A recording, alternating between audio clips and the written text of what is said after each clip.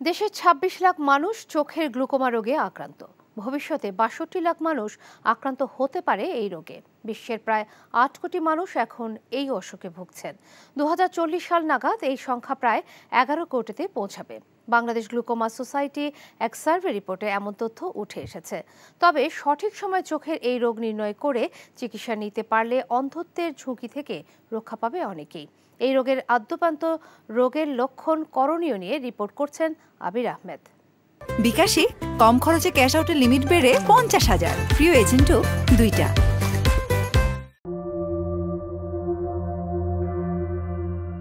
চোখের সাথে মস্তিষ্কের সম্পর্কে ভূমিকা রাখে স্নায়ু অপটিক। উজ্জ্বলতা, রং এবং ছবির সঠিক বিশ্লেষণের জন্য প্রয়োজনীয় সকল প্রকার দৃষ্টিলব্ধ তথ্য মস্তিষ্কে প্রেরণ করে। গ্লুকোমায় আক্রান্ত হলে এই স্নায়ু ধীরে ধীরে ক্ষতিগ্রস্ত হয়। ক্রমে কমে আসে দৃষ্টি, যা চোখের স্থায়ী অন্ধত্বের কারণও হতে পারে। কোনো রকম জানান না দিয়ে এই দৃষ্টিঘাতী অসুখ হতে পারে যে কোনো বয়সে। তবে ৩৫ বছর পর থেকে এই রোগে আক্রান্ত রোগীর সংখ্যা অনেক বেশি। তাই এই রোগ সম্পর্কে সবাইকে সতর্ক থাকার পরামর্শ দিয়েছেন স্বাস্থ্যমন্ত্রী। আমিও চাই যে বাংলাদেশে মানুষ যেন গ্লুকোমা কিংবা অন্ধত্বের এই অভিশাপ থেকে মুক্ত পায়, যেন অন্ধত্ব। আমি নিজেও একজন পেশেন্ট, আমি নিজেও ক্যাটারাক্ট অপারেশন করেছি, আমি জানি। সুতরাং আমারও চোখ দেখাইতে হয় মাঝে মাঝে। এই সচেতনতা যদি আমরা সবার কাছে ছড়িয়ে দিতে পারি, তাহলে আমার মনে হয় যে আমাদের এই অভিশাপ থেকে আমরা মুক্ত পাব। তো আমি আপনাদের কাছে শুধু এটুকুই সবিনয়ে অনুরোধ করব, স্বাস্থ্য মন্ত্রণালয় থেকে যত রকম সাহায্য করার দরকার আমি অঙ্গীকার করে যাচ্ছি যে আপনাদেরকে সাহায্য করব।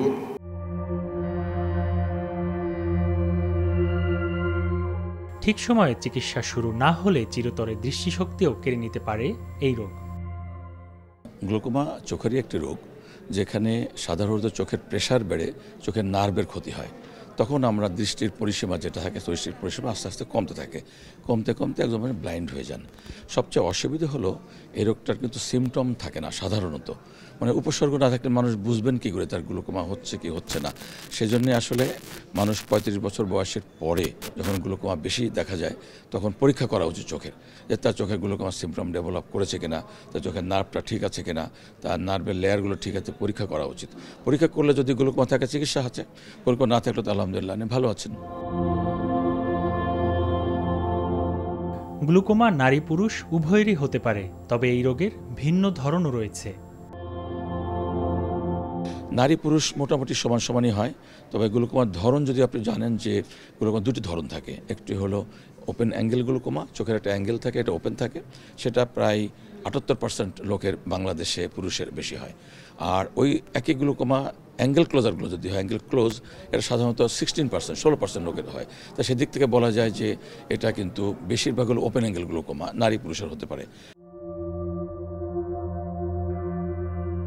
গ্লুকোমায় চোখ লাল ভাব, পানি পড়া ও অল্প ব্যথা হয়।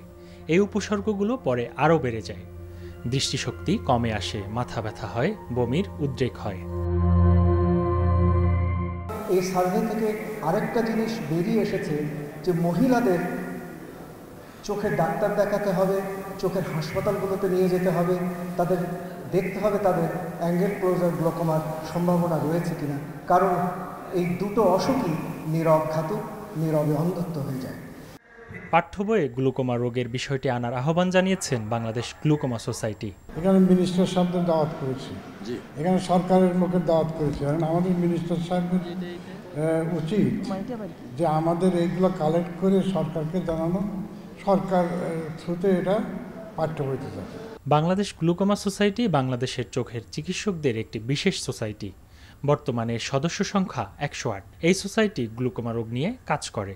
ফ্রি স্ক্রিনিং ক্যাম্প, সেই ক্যাম্পে দূর দূরান্ত থেকে মানুষ এসে ফ্রি তাদের চোখে গ্লুকোমা আছে কিনা সেটা দেখে নেয়। শুধু তাই না, সেই সময়কে ঘিরে আমরা কিন্তু অনেক ইনভেস্টিগেশনস, অনেক দামি দামি ইনভেস্টিগেশনস আমরা ফ্রিতে করে দিই। আবির আহমেদ, এনটিভি নিউজ, ঢাকা। বিকাশে কম খরচে ক্যাশ আউটের লিমিট বেড়ে ৫০,০০০, প্রিয় এজেন্টও ২টা।